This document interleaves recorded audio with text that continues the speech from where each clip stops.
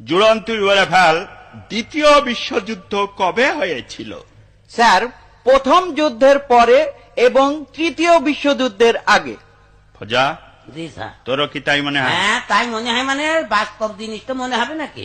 না মনে হবার কি আছে? ঠিকই তো বলল। ঠিকই বলে। হ্যাঁ ঠিক, প্রথম বিশ্বযুদ্ধের পরেই তো দ্বিতীয় বিশ্বযুদ্ধ হয়েছিল। হ্যাঁ, আচ্ছা। এবার ভুল আছে নাকি? ঠিক বলল। আচ্ছা চুপ কর, এটাও পারলি নে। শামসুল বানান কর, তুই আঁকলি। সামনের চুল পিছনের চুল, শামসুল। মানে এই আর। ঠিকই আছে। হ্যাঁ, ওরা যা বল সব ঠিক। একটা বে ঠিক আমি পাইনি এই পর্যন্ত। তুই বল, নলেজ মানে কি? নলেজ, হুম, নলেজ মানে যার লেজ নেই স্যার। চার লেজ নেই। লেজ নেই। হে তো জ্বলে পুড়ে মলামে কি করে সহ্য করবে, শেষ করে দিলে যে। নলেজ মানে তার লেজ নেই।